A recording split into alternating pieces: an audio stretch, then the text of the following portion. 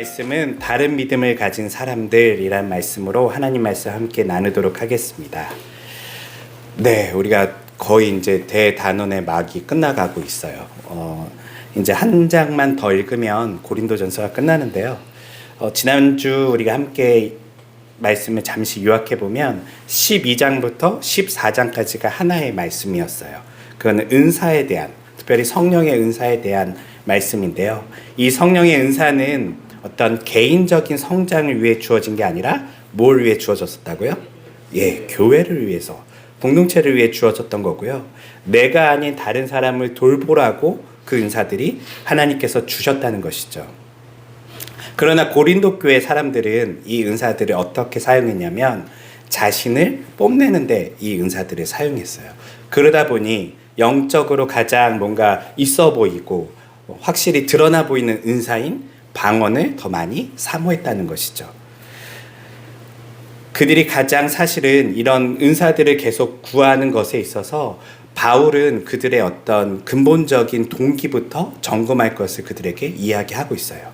그런 은사는 누군가를 위해서 그 은사를 구하는 것이 아닌 자신을 위해서 또 뽐내기 위해서 구하는 그들에게 그 동기가 잘못됐다고 이야기하면서 그들이 정말 구해야 될 은사는 그들이 알지 못하는 가장 큰 은사인 사랑을 구하라 라는 것이 이 12장부터 14장에 이르는 전반의 말씀의 요약이에요.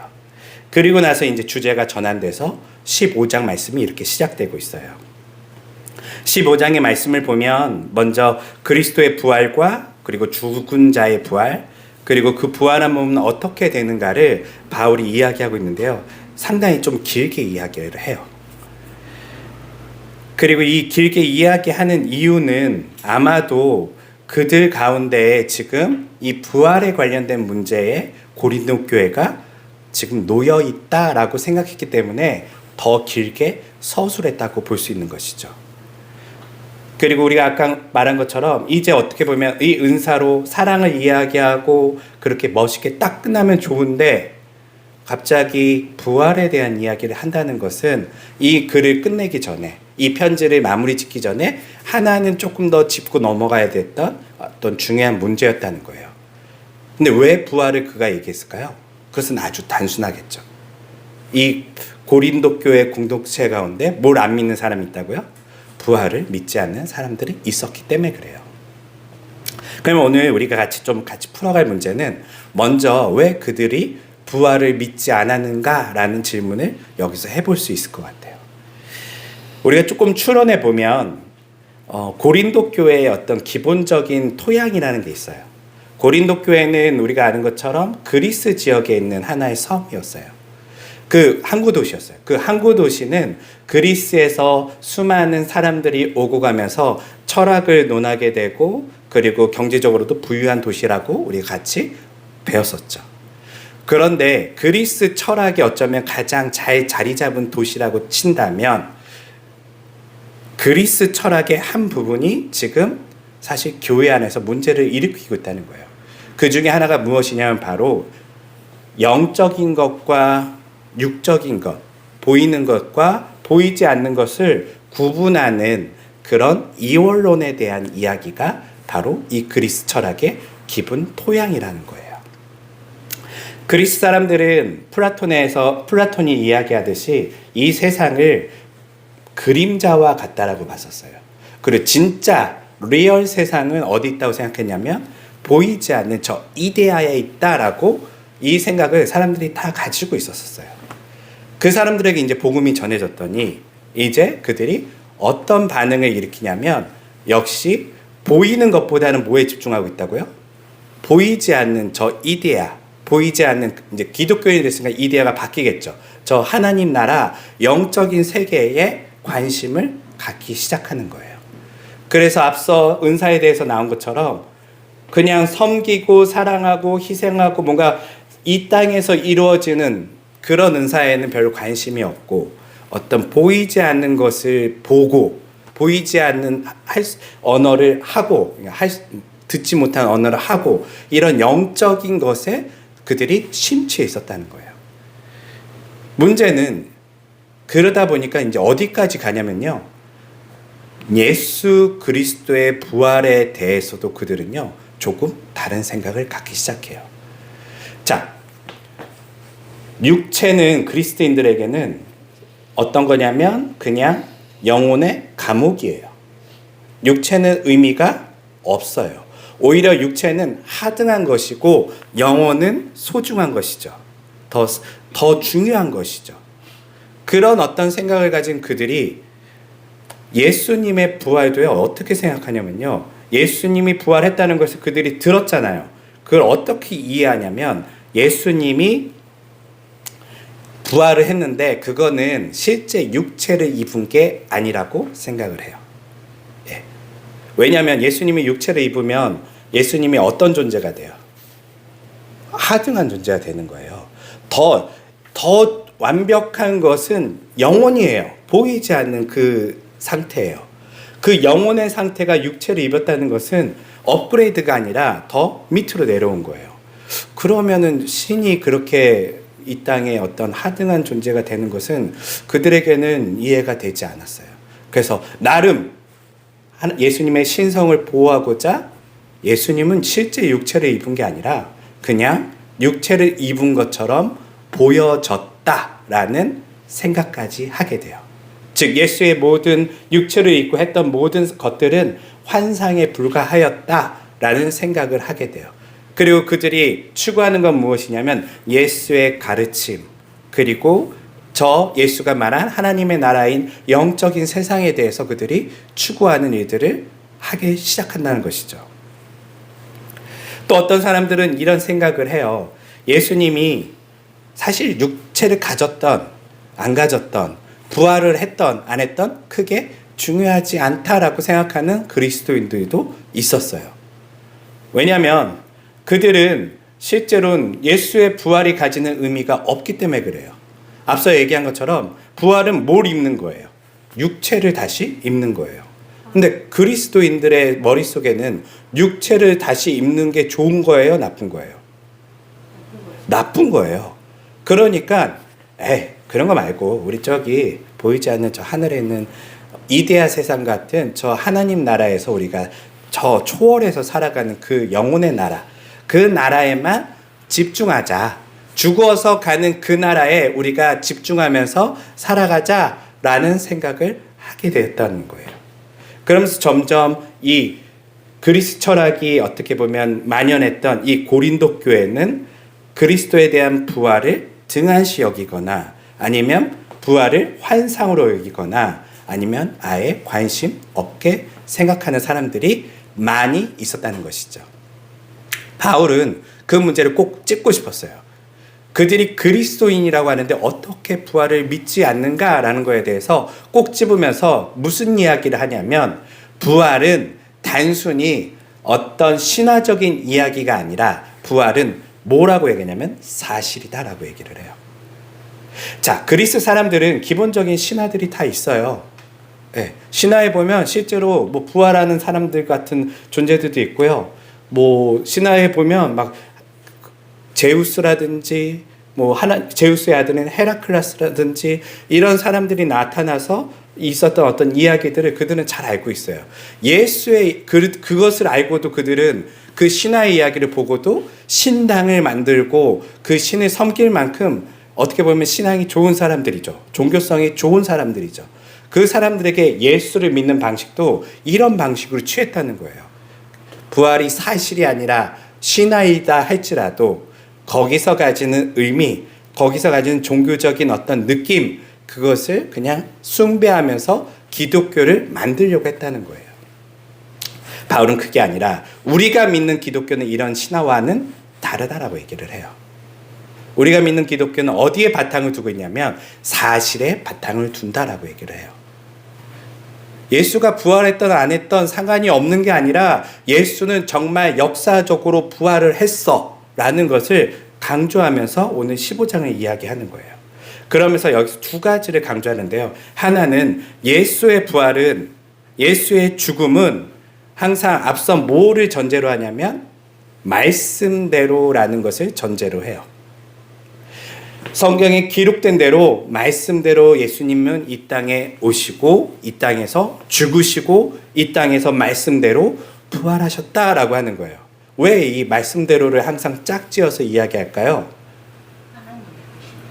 그렇죠. 이 일은 그냥 예수의 일이라든지 어떤 초능력자가 벌린 일이 아닌 하나님께서 약속하신 일들이 이제 성취된 것이라고 보는 거예요. 이 일에 주도하신 분이 누구라는 것이죠? 하나님이라는 거예요. 예. 그래서 하나님을 제외하고 예수를 높이려고 하는 것이 아니라 이 계획은 하나님 아버지께서 준비하신 일이고 예수님께서 그것에 따라 순종하시면서 이 약속이 이루어졌다라는 것을 이야기하고 있어요. 그리고 이 약속은 이루어지면서 목격한 사람들이 있다라고 얘기를 해요. 먼저 어떤 사람들이 목격했냐면 사도들이 목격했다고 얘기를 해요. 그리고 또 누가 목격했다고 얘기하죠? 무려 500명이나 되는 사람들이 목격했는데 거기서 하나 더 얘기해요. 그냥 목격한 게 아니라 지금도 여전히 그 사람들이 살아있다라고 얘기를 해요. 증인들이 살아있다는 것이죠. 이거는 사실은 법적인 용어예요. 살아있다라고 하는 것은 무엇이냐면 그 소문이 아니라 지금이라도 당장 법원에서 증인이 될 수 있는 실제 목격자들이 존재한다라는 것을 법적으로 더 강하게 이야기하는 것이죠. 그리고 보면 조금 재미있는 게 나와요. 그 500명 이후에 어떤 사람이 나타나죠? 네. 보면 7절 함께 볼게요. 시작. 또 그 외에 그리스도께서는 야고보에게 나타나시고 그 다음에 다른 모든 사도들에게 나타나셨습니다. 네. 여기 조금 재밌어요. 사실은 앞선 사도 이야기하고 500명 얘기하고 딱 멈춰도 되는데 이 500명보다 누가 늦게 이걸 발견하게 되죠? 만나게 되죠? 예수님을요? 예수님의 동생. 예. 동생이 먼저 후에 발견하게 돼요. 뭐냐면 약간 순서를 일부러 가진 것 같아요. 바울의 입장에서는 사도들 그리고 500명의 사람들 그리고 사실은 가장 믿지 않았을 수 있는 사람이에요. 실제로 예수님과 같이 밥을 먹었고 같이 잠을 잤고 예수님이 화장실 가는 것도 다 보았던 사람, 예수의 동생 야고보에게도 예수님이 부활하신 몸으로 나타났다는 것이죠. 이 말은 뭘 강조하고 있냐면 우선은 야고보가 먼저 잘 믿었지 않았다라는 것을 하나 이야기를 하고 있고요. 또 하나 중요한 점은 무엇이냐면 저 사람이 부활한 사람이 예수라는 것을 확실히 증명할 수 있는 그의 동생이 있다는 거예요. 네. 왜냐하면 당시에 이런 사람들이 있었어요. 그 예수를 닮은 사람이 지나가는 걸 봤겠지. 예수와 비슷한 사람이겠지. 왜냐하면 부활하신 몸을 예수님께서 부활하신 이후에 사람들이 예수님을 만난다며 잘 알아보질 못해요. 뭔가 바뀌었어요, 사실은요. 성경은 디테일하게 얘기는 안 하는데요. 뭔가 바뀌었어요. 그 부활한 몸의 어떤 모습은요, 과거의 예수님의 모습과는 조금 달랐던 것 같아요. 그렇기 때문에 사람들은 처음에는 잘 못 알아보다가 그와 대화를 하면서 예수님이시군요 라는 것을 확실히 알아가죠. 물론 예수님의 몸에는 이미 흔적은 있어요. 창에 찔린 자국들, 못에 박힌 흔적들, 이런 것들을 보여주면서 내가 그 예수야 라고 이야기할 만큼 예수님의 몸은 그대로인 면도 있지만 그것을 보여줘야 될 만큼 뭔가 다른 점도 있었다는 거예요. 근데 이렇게 되면 사람들이 의심하기 시작하잖아요. 뭔가 좀 꺼림칙한데? 그러면 이걸 확실하게 저 사람이 정말 예수다라고 이야기할 수 있는 사람이 누구예요? 가족이죠. 예. 그냥 다른 사람의 예수를 흉내내는 게 아니라 정말 예수가 부활했다는 것을 지금 야고보가 증명하고 있다는 거예요. 그 가족이요. 그리고 또 보니까 다른 사도들에게도 사도들이 한 번에 다 이것을 보지는 못했던 것 같아요. 어떤 사람은 먼저 보고 어떤 사람은 나중에 봤다는 것이죠. 그리고 나서 바울이 이야기하기를 누구에게도 나타났다? 나에게도 나타나셨다라고 이야기하고 있어요. 이 말씀을 조금 더 정리해 보면 예수님께서는 부활하셨는데 이 부활은 역사적인 일이고 그리고 이것에는 증인들이 존재하며 이것은 단순히 한두 명의 증인이 아닌 그의 가족까지 포함된 수많은 증인들이 여전히 살아서 이것을 증명하고 있다라고 이야기하고 있어요. 환상이 아니라는 것이죠. 그러면서 사실 여기서 말씀이 끝나면 되는데 갑자기 바울이 혼자 독백에 들어가요. 뭔가 회상에 들어가요. 네. 뭐라고 얘기하냐면 나 같은 어떻게 보면 달을 다 채우지 못하고 태어난 것 같은 그 말은 좀 굉장히 시적인 표현이죠. 뭔가 모자라다는 거예요. 네. 완전치 못한 어떤 상태를 얘기하는 거예요. 좀 모자란 인간이 덜 된 뭐 이런 느낌인 거죠. 이런 나와 같은 사람에게도 내가 과거에 교회를 핍박했던 사람인데 예수님께서 나에게도 나타나셨다.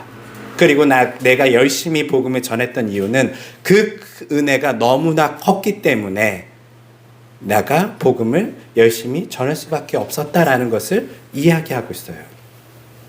여기서 다시 한번 질문해 본다면 바울은 왜 그냥 부활을 이야기하는데 갑자기 자기 회상을 할까요? 네. 뭔가 흐름상 사실 쭉 보면 여러분 이 15장의 말씀을 보면요. 이거 빼도 돼요. 빼도 그냥 부활에 대한 어떤 증거들을 쭉 나열하고 부활한 몸에 대한 이야기들을 하고 이런 것들을 다 할 수 있는데 갑자기 왜 자기 이야기를 할까요? 바울이요. 네? 네, 맞아요. 사도성에 대한 이야기를 여기서 잠시 꺼내는 거예요. 왜냐하면 부활을 안 믿는 사람들 중에서 또 이 고린도 교회에 있는 사람들 중에서 바울의 사도성을 의심하는 사람들이 꽤 있었어요. 네. 부활을 잘 믿는 사람들 중에서도 있었어요. 오히려 부활을 잘 믿는 사람들 중에 더 있었을 수 있어요. 왜냐하면 바울은 예수님을 본 적이 없잖아. 예수님께 직접 들은 적이 없잖아.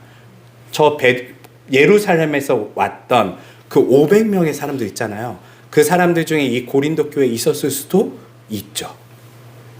그 사람들이 얘기할 거예요. 나는 예수님을 직접 봤는데, 나는 예수님께 직접 들었는데, 바울은 이런 부분에서 굉장히 약했어요. 그러다 보니까 사도성에 대한 공격을 늘 받았었어요. 그래서 예수님에 대한 부활을 목격한 그 이야기에 자신도 이야기하면서 나도 봤다라고 얘기하는 거예요. 너네만 본 게 아니다. 나도 봤다.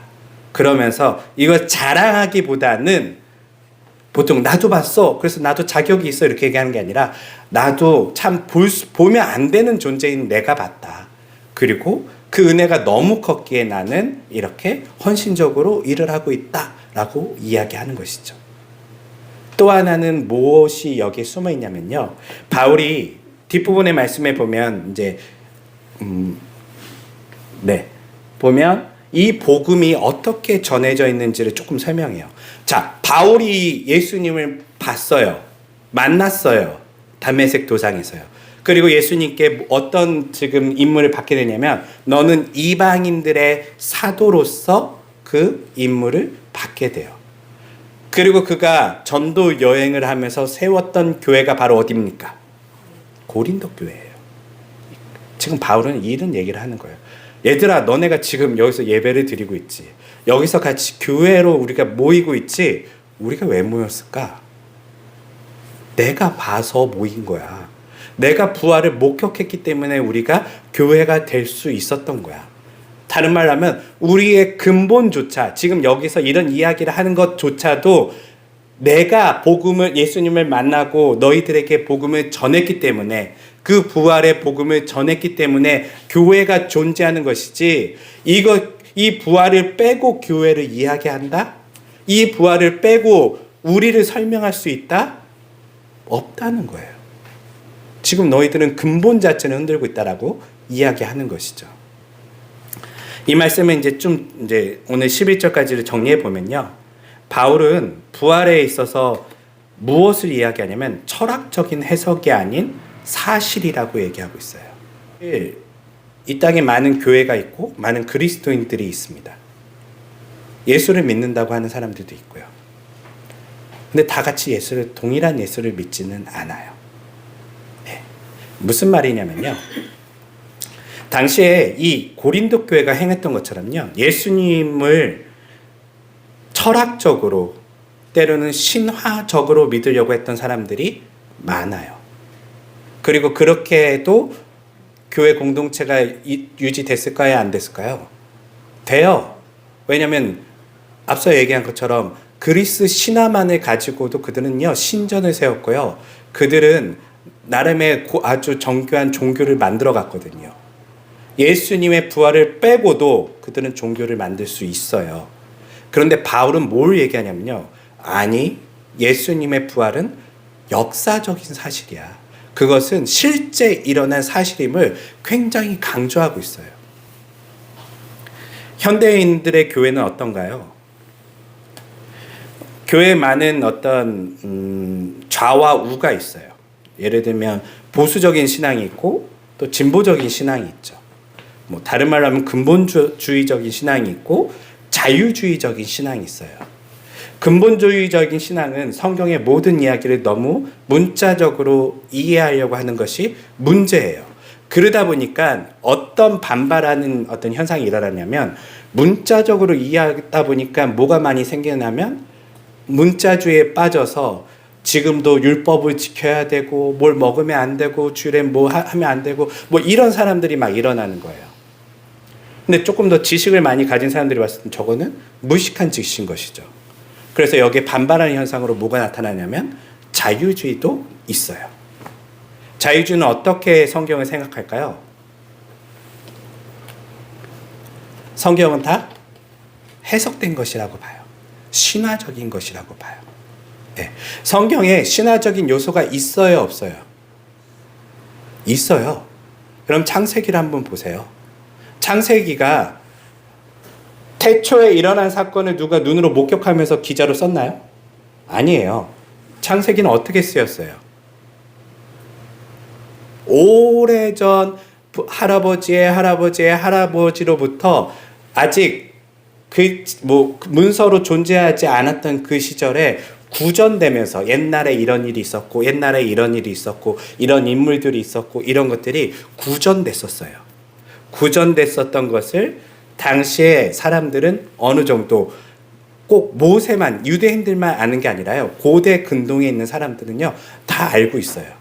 그러다 보니 최근에 고고학적 발굴을 해보면 고대 근동에서 나오는 신화와 성경의 유사성이 있어요, 없어요? 있어요. 네. 그래서 어떤 사람들은 성경이 가짜다, 카피다라고 얘기하는데요. 천만의 말씀이요. 원래 고대 그 이전 시대부터요. 구전되어서 모든 인류에게 전해 들어왔던 이야기들이에요. 그런데 우리가 잘 아는 것처럼요. 하나님께서는 한 사람 한 사람에게 자신을 나타내시면서 계시하시는 이야기가 나타나는데 그게 구체적으로는 아브라함이라는 어떤 인물을 통해서 그 사건이 일어나고요. 그리고 그들의 후손인 이스라엘로 내려가면서 이 이야기들, 앞선 구전되었던 이야기들을 한 사람이 집필하기 시작해요. 그 사람이 누구죠? 모세예요. 그 모세가 당시 출애굽을 하는 그 시점에서 하나님께서 이 구전된 이야기가 과연 우리에게 어떤 의미를 가지고 있는가를 그가 재해석하면서 성경을 기록해 가는 거예요. 잘 이해하셔야 돼요. 모세가 직접 본 거라고 지금 얘기하나요? 아니에요. 구전된 것이고요. 그리고 이 구전된 것은 마치 신화처럼 들릴 거예요. 그런데 이 이야기들을요, 지금 모세는 재해석하고 있는 거예요. 어떤 관점에서요? 하나님께서 이스라엘을 출애굽한 어떤 관점 속에서 출애굽한 이스라엘이 이제 하나님의 나라를 세워야 하는데 왜 우리에게 과거 있었던 일들은 우리에게 어떤 의미를 가지고 있는가를 재해석하면서 쓴 것이 창세기예요. 그러다 보니까 똑같은 사건을 고대 근동이나 이집트에서는 다른 방식으로 이해하고 있는데 모세는 이것이 사실은 하나의 구속사적인 하나님의 시각에서 일어난 사건이라는 것을 이해하는 것이죠. 그러면 이것이 신화입니까? 역사입니까? 여기서부터 여러분들 헷갈릴 거예요. 몰라요. 네. 확실한 것은 뭐냐면요. 단순히 신화는 아니라는 거예요. 자, 신화에 대한 성격을 한번 살펴볼까요? 우리나라에 단군 신화가 있죠. 우리나라의 단군 신화는 신화예요, 사실이에요?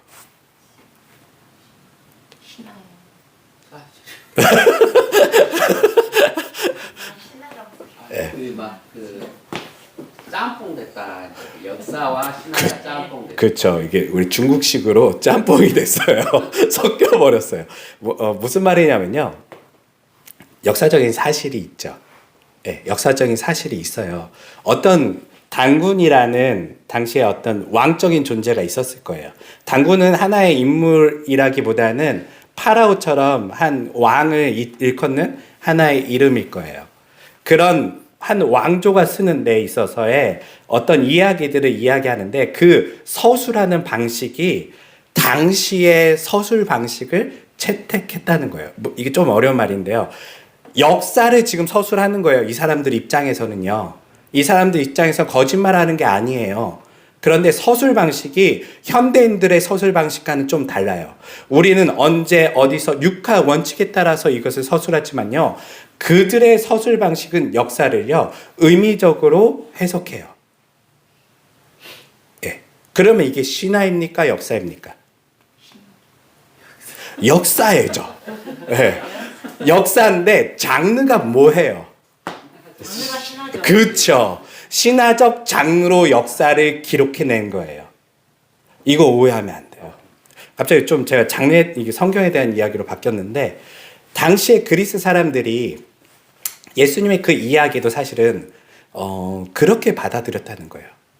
그리스 사람들에게 그들의 문화와 종교적인 관점에서 예수의 부활은 리얼한 역사적인 개념보다는 예수의 부활은 그들이 말하는 것처럼 어떤 종교적인 의미, 이상적인 의미, 정신적인 의미라고 본 거예요. 철학적인 의미로 본 거예요.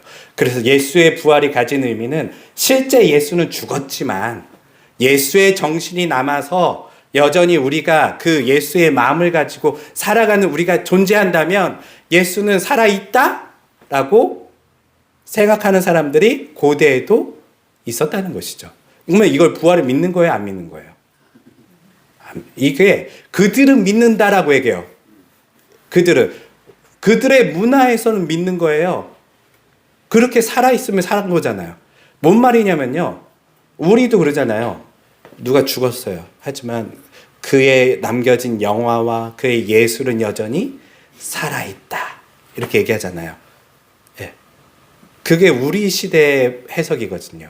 그러면 그 사람을 살아있다는 것을 그 사람한테 믿습니까? 라고 하면 전 믿죠. 보세요. 그분의 영향력이 이렇게 살아있잖아요. 이렇게 얘기한단 말이에요. 당시에 그리스 지역이 그렇게 생각을 했을 가능성이 높고요. 뿐만 아니라 그리스 사람들뿐만 아니라 21세기에 사는 오늘날 현대인 그리스도인들도 이 부활의 사건을요. 그렇게 생각할 경우가 많다는 거예요. 근데 바울이요. 이거는 좀 다르다고 얘기해요. 야, 너네들이 다른 거 다 해석해도 괜찮은데 이 부활 사건은 지금 뭐라 하겠냐면 아니야 얘들아 오해하지 마. 이거 너네들 방식으로 해석하면 안 돼. 이건 지금 목격한 사람이 존재하고 그 사람들이 살아있어. 그리고 그 부활한 예수님은 누구에게도 얘기했다고요? 나에게도 나타났어. 이 말은 뭐냐면 예수는 죽지 않고 살았다는 거예요. 죽었으면 지금 바울에게 얘기할 수 있어요? 없어요. 죽은 자의 어떤 환상을 바울이 본 게 아니라는 거예요. 예수를 만났다는 것은 단순히 환상이 아니라 실제 리얼한 사실이었다라고 바울은 이야기하는 거예요. 그래서 이 부분을 굉장히 강조해요. 이거를 오늘날 우리 그리스도인들에게는 많이 사실은 교훈이 돼요. 여러분들이 예수님을 믿는데 제일 거리끼어지는 게 뭘까요? 복음서의 모든 이야기를 불신자에게 한번 갖다 주고 너 이거 한번 읽고 좋은 글들 많으니까 읽어봐라고 하면 그들이 좋게 받아들일까요? 네, 좋게 받아들여요. 예수라는 분 참 좋은 분이구나. 어려운 사람들 많이 도와주셨구나. 사랑을 많이 베푸셨구나. 희생하셨구나. 그리고 악에 대해서 저항하셨구나. 이런 이야기들을 해요. 그런데 예수의 부활을 그들이 믿을까요? 이건 좀 불편하다고 해요. 에이, 그거는 고대인들의 그냥 신화지. 그건 고대인들의 환상이지. 라고 얘기하고, 예수의 부활은 사실 그냥 이후의 사람들이 예수의 정신을 따라가는 그 교회 공동체가 있었기 때문에, 그 사도들이 존재했기 때문에 예수는 부활한 것으로 우리가 생각한 거겠지 라고 말하는 사람들이 있어요, 없어요? 많아요. 아주 많아요. 좀 배운 사람들은 다 그렇게 얘기해요. 그런데 더 똑똑한 바울이 얘기해요. 그거 아니라고요. 야, 나도 그렇게 얘기하고 싶은데 너네들 그리스 사람들이 쉽게 믿게 하기 위해서 나도 예수의 정신을 이야기하고 예수의 그 부활을 사실이 아닌 해석적 차원에서 이야기하고 싶은데, 근데 미안한데 예수의 부활은 사실이야. 그 사람들이 지금 여전히 살아있고, 뿐만 아니라 미안한데 나도 만났어, 얘들아. 너네들 말에 동조해 줄 수가 없어라고 이야기하는 거예요. 그러면서 뭐라 얘기하냐면, 내가 예수를 만났다는 것은 지금 아주 중요한 교훈을 주는데, 예수는 여전히 죽어있다 살아있다? 살아있어요. 살아있는 예수는 다른 말로 하면 지금도 그냥 철학적으로 함께하는 게 아니에요. 누군가에게 나타날 수 있다라는 거예요. 이게 되게 핵심적인 기독교 부활신앙 중에 하나예요. 예수님의 부활은 우리의 부활도 이야기할 수 있지만 그것을 좀 빼고 예수님의 부활만 생각해 본다면, 예수님은요, 부활하시고 승천하신 다음에 끝이 아니에요. 사도행전은 뭘 얘기하냐면요, 부활하시고 승천하신 예수님이요 등장해요. 2번이나요. 한 번은 언제 등장하시죠? 도마하고 마가 예, 아니, 승천하신 이후에. 엠바오로 아니 승천하신 이후에. 그건 부활하신 다음에. 승천하신 이후에 2번이나 등장을 해요. 예. 아니, 승천하신 이후에 예.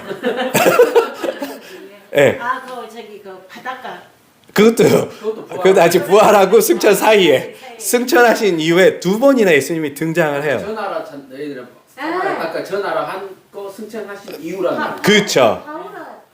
성령이 바울한테가 한 번이고 또 하나가 있어요. 그 전에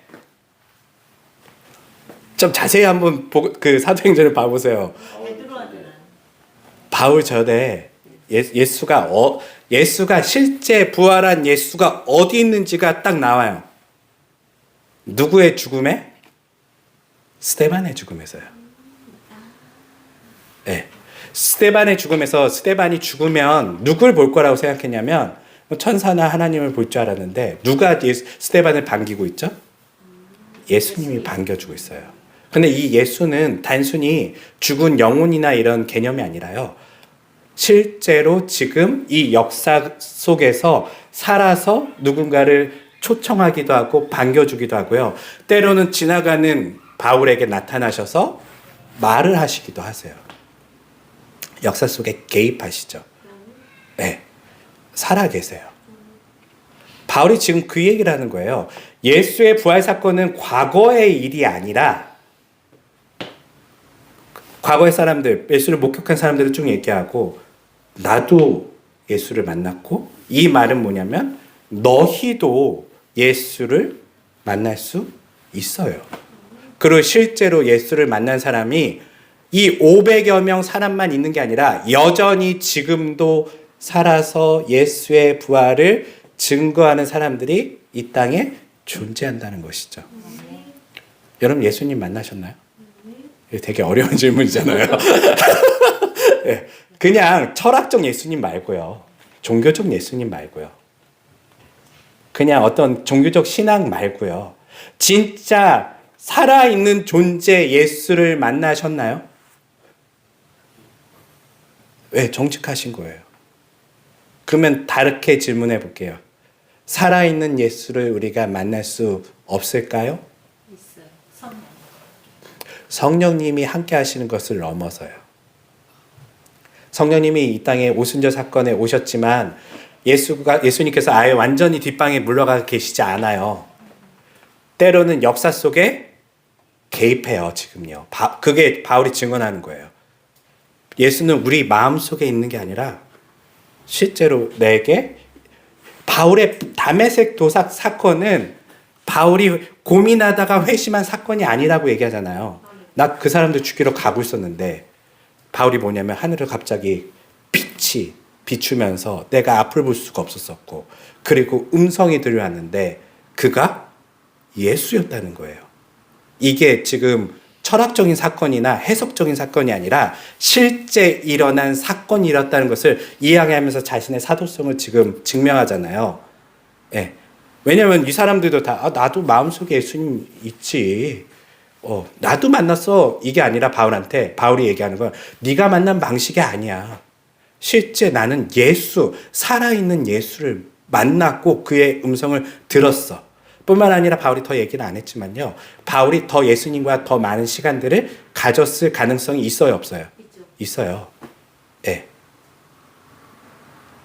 다만 바울은 그런 얘기는 안 할 뿐이에요. 예수를 만났다라고만 얘기를 해요. 오늘날 우리 현대인들은 사실은 이 고린도 교회 사람들처럼 믿을 때가 많아요. 예수님은 그냥 철학적이거나 종교적인 신화에 불과하지. 그 부활은요. 그리고 예수님이 하신 좋은 일들을 이야기하고 그것을 따라가는 것이 기독교의 어떤 모습이라고 생각할 때가 많아요. 그런데 바울이 뭐라고 했냐면 아니야 얘들아.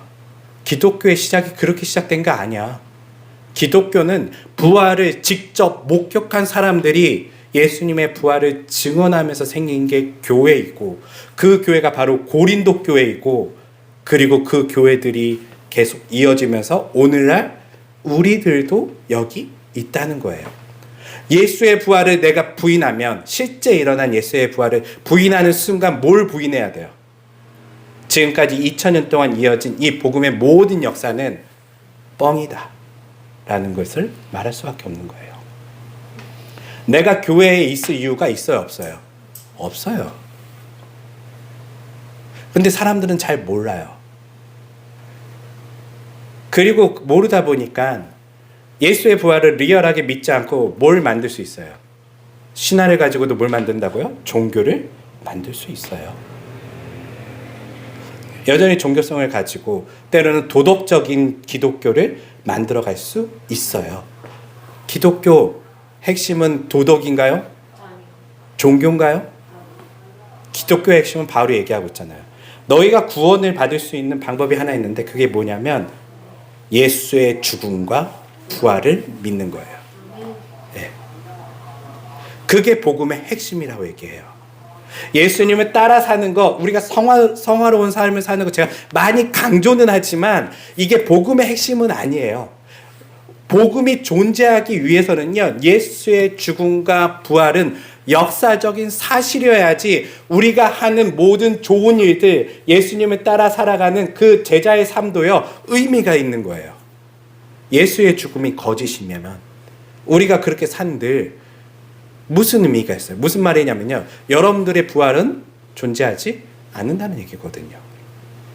이 땅에서 착하게 살면 사람들이, 예수 안 믿는 사람들이 뭐라고 해요? 이 땅에서 착하게 사는 것은 바보 같은 일이다. 예, 바보 같은 일들을 우리가 하는 거예요. 이 땅에 착하게 사는 것은 바보 같은 일인 거예요. 예수의 부활이 없다면요. 왜요? 어차피 이 땅에 죽으면 끝인데, 죽음이 끝이면 어떻게 살아야 돼요? 마음대로 살자. 그렇죠. 왜 남 눈치 보면서 살아요? 마음대로 살아야죠. 뭐하러 착한 일해요? 부활이 없다면요. 뭐하러 성화로운 삶을 살아요? 부활이 없다면요. 미련한 행동들이죠, 오히려요. 오히려 세상 사람들처럼 즐겁고 재밌고 그냥 자기 마음대로 사는 게 더 똑똑한 행동일 거예요. 오히려 교회에 나와서 부활을 믿지 않는데 뭔가 좋게 살려고 하는 그 자체가 사실은 정말 세상 사람들이 보는 것처럼 미련한 행동인 거죠. 예. 여러분들은 미련하신 분이십니까? 아니죠. 예수의 부활이 사실이라면 오히려 누가 미련한 거예요? 저도 네, 부활을 믿지 않는 사람들의 모습이 미련한 거예요. 이 땅이 끝이 아니거든요. 우리의 육체가 여기서 끝이 아니거든요. 사랑하는 성도 여러분, 오늘도 저는 이 말씀을 보면서 그런 생각을 해요. 예수님은 그냥 의미적으로 영적으로 우리 안에만 계신 분이 아니에요. 네. 실제로 여러분들 안에 있는 분은 누구예요? 성령 하나님이시죠. 예수님 어디 있어요? 예수님 어디 있을까요? 우리는 늘 그거에 아주 좋은 의미니까, 우리 함께 하시는 분이시니까 그렇게만 생각할 경우가 많아요. 그런데 여러분 한번 시각을 좀 바꿔보세요. 예수님이 실제 어떤 공간에 육체의 몸을 입고 존재하신다면요, 우리의 믿음은 어떻게 달라질까요? 지금 스데반이 보았던 것처럼 하늘에서 우리를 내려다보고 있는 하늘의 왕으로 존재하고 계신다면 리얼하게 우리의 신앙은 어떻게 변화돼야 될까요? 부활의 신앙은 단순히 정신적인 믿음만을 요구하는 게 아니라요, 그것이 지금 사실이라는 것을 말하고 있어요. 여러분들이 안 보인다 할지라도 예수님은 육체를 입으시고 부활하셔서 지금도 살아계세요. 그리고 필요한 자들에게 자신을 나타내시고 때로는 그들을 부르셔서 교회의 역사를, 하나님의 역사를 이루어 가시는 분이세요. 저는 그런 예수님을 여러분들이 만나셨으면 좋겠어요. 종교적 예수님 말고, 내 마음에 위안을 주는 그분 말고요, 진짜 살아서 나에게 마치 바울이 나 그런 거 안 믿고 그냥 살았는데 어느 날 나에게 어떤 말을 하는 그 존재가 마음속에 말을 한 게 아니에요. 실제 말을 했던 그 존재가 예수였다는 것을 그가 깨닫고 완전히 무너져 버린 것처럼 우리의 신앙도 진짜 살아계신 예수님을 만남으로 여러분들의 부활의 신앙이 온전해지기를 주님의 이름으로 축원합니다. 기도하겠습니다.